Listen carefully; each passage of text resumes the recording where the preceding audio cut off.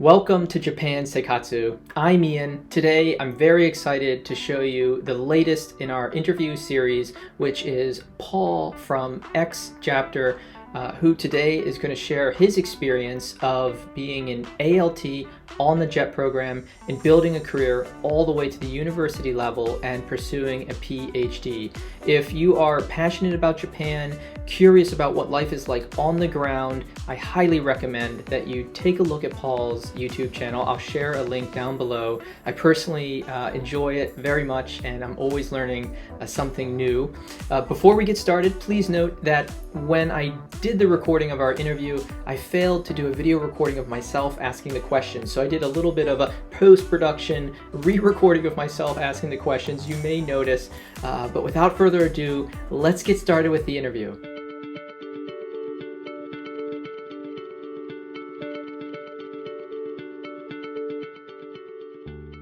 Paul, both you and I got our start in Japan through the JET program. And I'm curious to hear, where did this come from? I know you're originally from the US, and why did you choose the JET program? Yeah, thank you for inviting me. I'm glad to be here.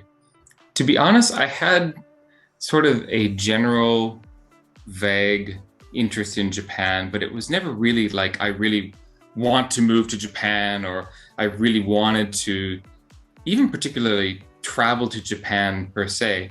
That what actually happened was I was in a program in university where I didn't have the opportunity to do a real study abroad program. And I had a lot of friends who did. And it was my junior year, and my roommate, who was an Asian studies major, said, well, hey, why don't you look into this JET program thing? And because I was going to graduate without doing any study abroad, and I was bemoaning the fact that I wasn't going to have this chance to live in a foreign country. I was studying to be a teacher, and so my roommate said, how about JET? And I said, what's JET? And that's how it started, basically. Wow. So it never really was about going to Japan. It was about trying to create an opportunity to live abroad somewhere. So then from university, did you go directly into the JET program?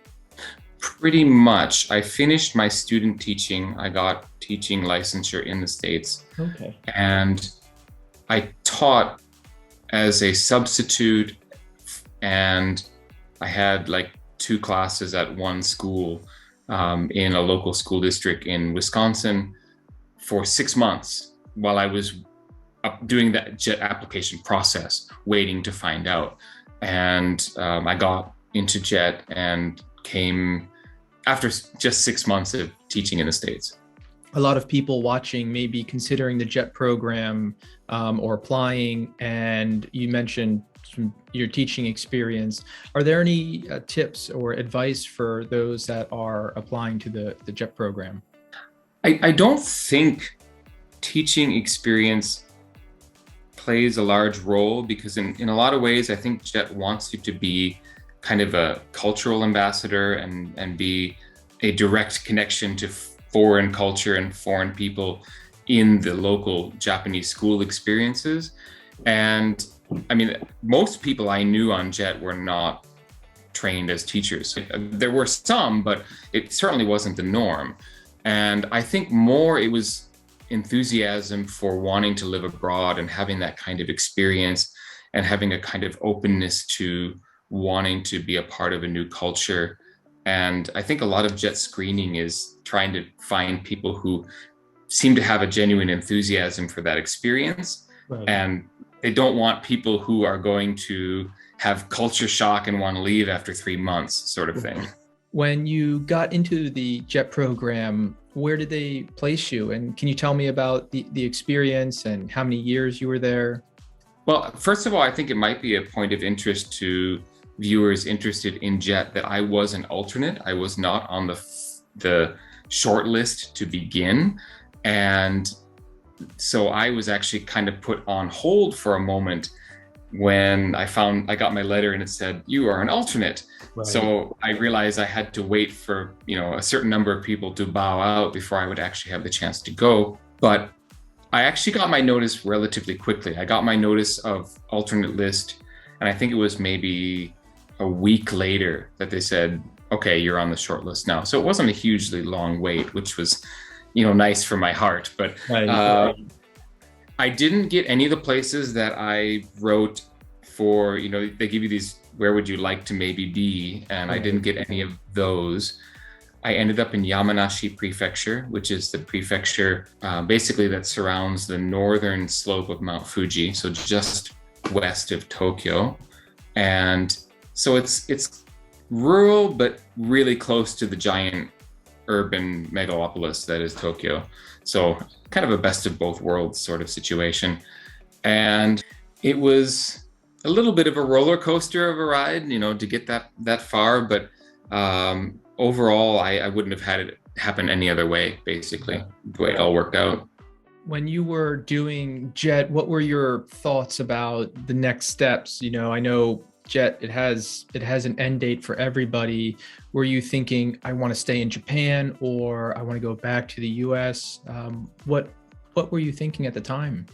Well, where I maybe wasn't particularly interested in Japan per se, and it was more about living abroad when I first started the journey.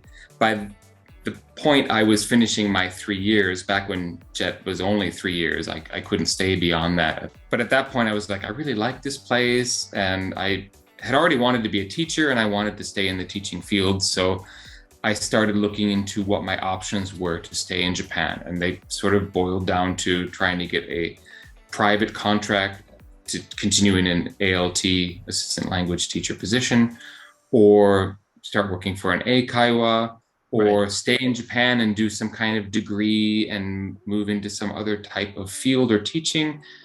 And the option that I actually chose was to go to graduate school and try to break into university teaching in Japan. Despite, there's distance options for graduate school, and there's some options, for example, in Tokyo, but I actually opted to return to the US, and I did 3 years in the States before returning to Japan again. So I've been here for about 18 years, but not continuously.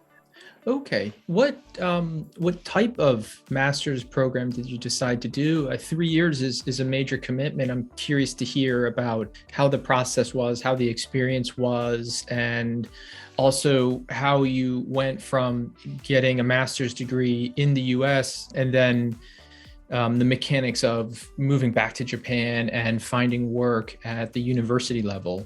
I did a fair amount of research before I went, and actually the returnee or return conference that happens at the end of your tenure was really helpful for me, because I saw a presentation by a professor who was teaching in Tokyo, and he basically did a masterclass on what you need to do to possibly get into university teaching in Japan. I basically follow a lot of his advice and, searched around on the internet. And basically, if you want to be an English teacher in Japanese university, you're going to follow a master's or maybe eventually a PhD program in linguistics, applied linguistics, or TESOL, teaching English as a second language. Because I had an interest in the research of the teaching, because I already had the teaching background from my undergrad. Right. I decided to do an applied linguistics degree. And so that's what I applied for and went back to the States for. I think most people who do distance programs or stay in Japan and do a program, they tend to be TESOL programs. So I was also hoping that having an applied linguistics degree would also help me stand out a little bit amongst other candidates eventually. Right. How was that? You're in Japan and then you're back in the US for 3 years. Did you go through any kind of reverse culture shock? Reverse culture shock a little bit. Actually, one of the weird reversals was suddenly being a student again, where I'd been a teacher for 3 years. Right. So not so much the culture, but the role reversal. So suddenly I'm in the class and being taught, and I'll never forget, I was taking a Japanese course and I made some error, and the teacher admonished me for the error. And I was thinking, wait, what's happening here? This is what I used to do, but the other way. Right. But so that was an interesting experience. To be honest, at that point, I had pretty much set my heart on the return to Japan. I was dead set on finishing the degree and going back. So while I enjoyed my time in the States, it's, my original home after all, it was kind of a little bit of a purgatory. Like I was really missing Japan. I just, I would take some trips to Chicago now and then where there's a Mitsuwa supermarket, like Japanese food court and bookstore, and Right.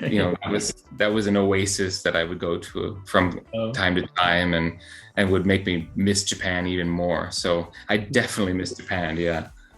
For those that are watching, maybe they're in a master's program or considering a master's program, how were the actual mechanics of getting that job from the graduation in the US to actually finding work and employment at the university level in Japan? When we were on the JET program, there's, our airplane ticket is provided.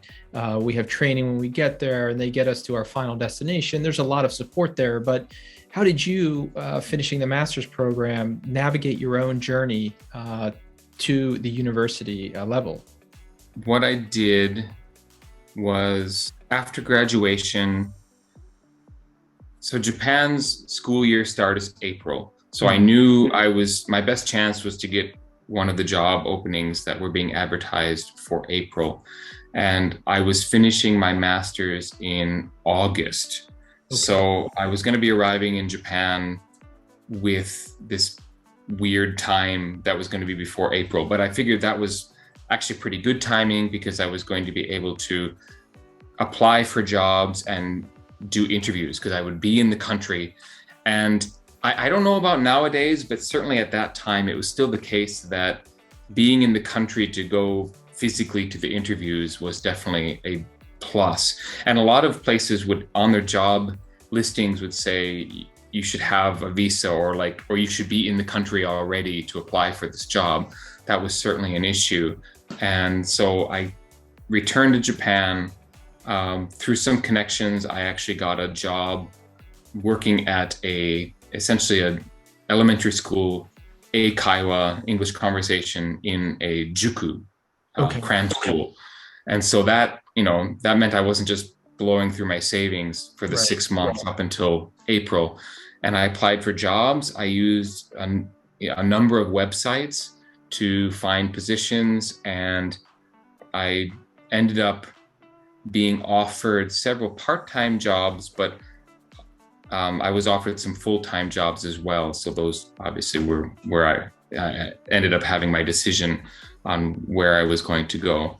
And while I did say most interviews were in person, there was one university that did all of their interviews via phone, because they were, I guess, expecting most of their candidates to be outside of Japan at the time of hiring. So there was, that can happen. You can be outside of Japan and apply for jobs. And I'm sure nowadays, especially with the pandemic and Zoom and everything, it's much easier for universities to say, let's just do a Zoom interview and go with that. Now you've been working towards this. It was 3 years getting a master's degree. You had done 3 years on the JET program. You had trained in education and teaching in undergraduate. It's a 10-year journey. How was it? How was it when you've been working towards this idea, this dream, this goal of getting to the university level, and you finally have arrived? How was that? First of all, certainly I felt really blessed to have managed to land a full-time position and have a genuine level of job security in that sense. And I felt like my hard work had really paid off. I still didn't know what the future was, and I knew I couldn't just kind of rest on that success. In academia, it's pretty well known that you have to keep working and improving in professional development and publishing and everything to kind of stay with the game. So obviously it wasn't over at that point, but that was a really big step. And honestly, at the end of everything, I sent off a really heartfelt thank you email to that professor at the JET return conference who had sort of laid the groundwork for this whole journey. And I really felt I needed to show my appreciation to him for having shown the way, so to speak. Right. And it all worked out in my case. And I'm certainly very grateful for that. That's great. And, I know you've been paying it forward as well, because a lot of the content that you're producing is also showing the path for another generation as well, for people with similar objectives. How has that advice that you received, how has that changed? If you were to give a similar advice to people today, has the environment changed? Is there, more focus on research now? I know that you ultimately made the decision to pursue a PhD program. Very curious to hear your thoughts. That's a very good question. And it's a question that can't really be fully answered until we see how the effects of this pandemic shake out. In terms of what I can observe is that there has been an academic inflation, so to speak, in that the more qualifications you have, the better it's going to look. I think someone with my qualifications coming into a university application field now still has a chance of getting a job, but what is almost impossible now is finding a first position where you're going to be able to stay long term. There's a lot of short-term contract positions, and I know a good number of colleagues who kind of do this musical chairs thing where they start at this university and they're on a 3-year contract and they have to find other work, and they're in this rotation system. Part of the reason I started a PhD was to try to help protect myself from that and eventually kind of step into tenure track or tenure jobs. Thankfully, I'm in a situation where I don't have any job insecurity. I'm not part of that musical chair roulette, but certainly there's ways to still move up in the sort of academic ladder, so to speak. Right. Gone are the days when you can just kind of come into a university with a master's and expect to get any form of tenure. They're still out there, but they're usually based on you've made some really special connections, and so people know you and they invite you into a position. Right. But as just an applicant for a random university where they don't know you, that kind of tenure track position is not going to be very easy to find. With colleagues or friends that you have in the industry that are not comfortable with the musical chairs scenario that you described, have they also pursued the PhD route, or are there other routes that they've taken as well? Well, the 3 most common routes I've seen are: 1, people are generally satisfied with their, I guess, I don't know if maybe not comfortable, but at least used to the round robin situation. And I know some people who have leveraged that to be almost an advantage in their life because it's allowed them to live in numerous different places in Japan. And so it's like a new adventure, moving to a new area. And I think that's fantastic for those people who can do it. However, most of those people are single and don't have a family and don't have children in school. So those are some obvious things to think about. The second path is taking on some kind of advanced program like PhD or something in order to make your way into the tenure track position and get out of that circular race. And the third way that people have progressed is through networking and through cultivating connections with people and leveraging that into finding positions where they end up with a pretty secure position, even if they only have a master's. It's still possible in this environment. It's just maybe not as easy as it used to be. Paul, you've spoken in some of your videos about your affinity for the countryside and mentioned the difficulty in finding teaching positions there. And I'm just curious why. I imagine there are universities in the rural prefectures as well. Is that just a numbers game where there's just so many more students in universities in the large cities, or why is that so difficult to find work in more of the countryside? Well, there certainly are universities in the countryside. In fact, some really excellent universities like Akita International University is a pretty well-known one, and Akita is not Tokyo, obviously. It's pretty rural countryside. In terms of the job hunting that I've done, if you have a PhD, you might have an opportunity to really step into a long-term position at a rural university. But with only a master's, those really tend to be rather strict contract, 3 or 4 or maybe 5 years and then out sort of thing. And so it never made sense to me to try to go for one of those positions when I knew I'd be forced to move somewhere else relatively soon. As with so much in Japan, there's a kind of over-centralization to Tokyo metropolitan area. I mean, so many companies feel the pressure to have their headquarters in Tokyo, to have that international image and connection. And universities are also very much intrigued by that. In fact, there's been a move in recent years that universities with more countryside campuses, and I won't name any particular names, but there have been a number of universities recently who have closed campuses in, for example, more western area Kanagawa, and relocated their campuses to like the center of Tokyo or the center of Yokohama, simply because they want to try to capitalize on the name brand of being in Tokyo or being in Yokohama. And students, I guess, prospective students appreciate that. And I know, for example, at one university, I don't work there, but a colleague was saying that they'd fielded many complaints about, we're supposed to be this famous university, but we're way out in the boonies. Why is that? And eventually they just gave up and moved into the city, basically. So the move to centralization has only increased, even in the university sphere.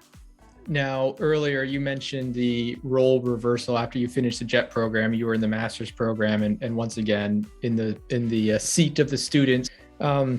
PhD program, how is that going? How is it being a student again? This is a major commitment of time. I know PhD programs are very rigorous. They're long.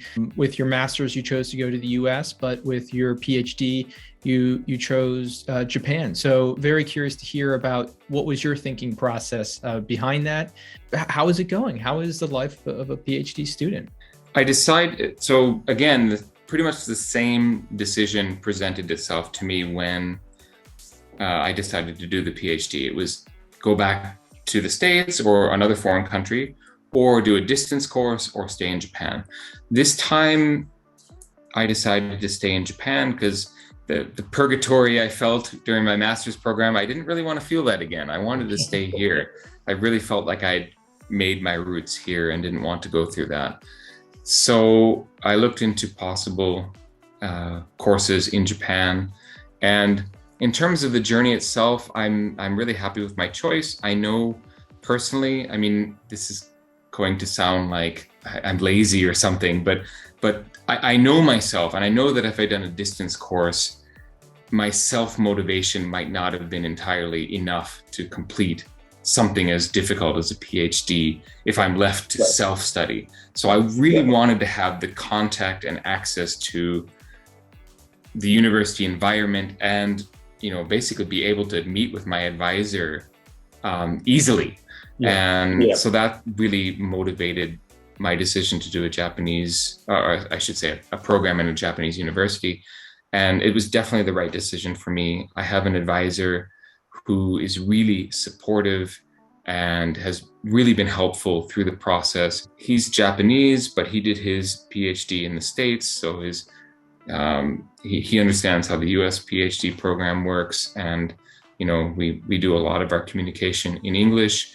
And I guess for another reason I chose a Japanese program is the hope is that will also help create these potential lucrative connections with other universities and researchers and professors, so that when it comes time to maybe find a better teaching position, tenure track job somewhere, having done my PhD in Japan, I will have made those connections in order to do so. Something I may not get from a foreign based program. Right. The actual PhD program itself is kind of a hybrid between the British program and style and a US style PhD. Basically, most Japanese universities don't have the funds to do the type of course load and sort of background knowledge that US PhD students have to go through. The course load is much less in Japan. And you end up, but they have a course load greater than the typical British system PhD, where it's like the British PhD system is you have a lot more like independent project working with your advisor throughout the entire program, regardless of what your class load might be. It's a mix between the British more mentorship style PhD program and the US class basis, and then go do your dissertation style. Right. Does that then make it possible to work while you're getting your PhD, in the sense that, it's fewer course hours in the classroom? Are you able to both work and get your PhD at the same time? Yeah. Well, I'm designated as a special style student. I'm a shakaijin, which means I'm working full-time and school part-time. So the typical PhD student in a Japanese university is expected to graduate in, if they don't need any extensions, 3 years. Wow. Whereas shakaijin designation is 6. Okay. So I am approaching my 6th year and hopefully will be able to complete within the allotted time. It's looking pretty good. I'm still waiting on some publication notifications, work that I've sent out for publication, but hopefully it'll happen. Congratulations. This is 6 years. This has been a long haul, a long commitment. I wasn't aware you were that far into the program. That's wonderful. Closer to the end than the beginning, but it's all relative. It's hard to explain, but it's one of those things that the more you spend time in the program, it's almost like the less you feel I don't know if that makes sense. On that note, it may be hard to ask, but do you have any advice for people that are considering the PhD program, and maybe they've gotten a master's degree, curious how they can get onto the tenure track, and any wisdom that you can share? Well, there's basically one piece of advice that I've given to a few other people that I think is the easiest thing to honestly say, because everyone's situation is going to be different, but there's one thing that I think could probably apply to most people, and that is you have to really want to do the program or be interested in the work of the PhD. Because if you view it as just, I should do this so I could get a better job, or I should do this so I could maybe land a tenure gig, and you're not really committed to the idea of what the program is going to be, it's going to be really hard to complete it. And I would recommend against it. If you're just doing it as a means to an end, it's not a good idea.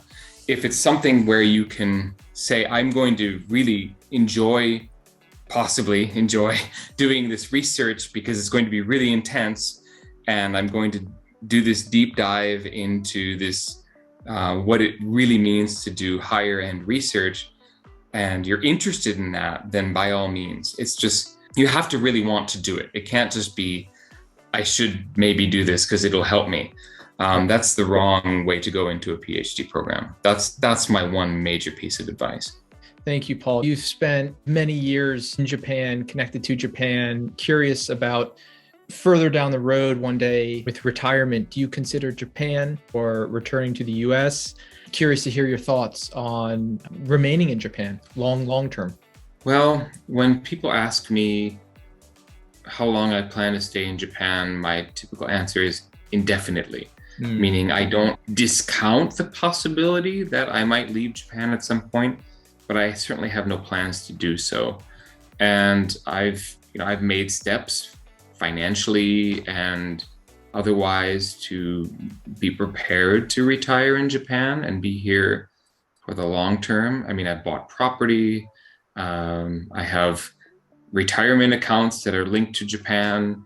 And as such, I've got that in mind that I will be here for the long haul. And I don't really have any particular reason to question that decision at this point. Right. Some people ask, well, are you going to become a citizen? That is possible, but I'm also not particularly making any plans in that regard either. So just for now, I'm here for the long term, and that's the way it is. Well, if I can ask you something a little bit unrelated, but related to your channel, and that is, I'm very curious about where you store all of your shoes, wondering if you have an Akiya somewhere or, an extra storage facility. Well, to be perfectly honest, I do have a shelving unit in my office at work that is kind of dedicated. So it's not all in my home. So there is that. Yeah, and some of them are cycling in and out too. I mean, I'm trading or selling this pair so I can get this pair. So Right, yeah, right. I know I have a really weird channel in the sense that I'm primarily about Japan, but I have this love for sneakers, and so I have this kind of weird tangent part of my channel. So Well, if people aren't particularly interested in that part of my channel and you want to check it out, just skip those videos and go to the regular content. I've enjoyed the content on sneakers. I've learned much more about the quality of Nike's leather than I otherwise would have. But I encourage everybody to please do check out Paul's channel, X Chapter.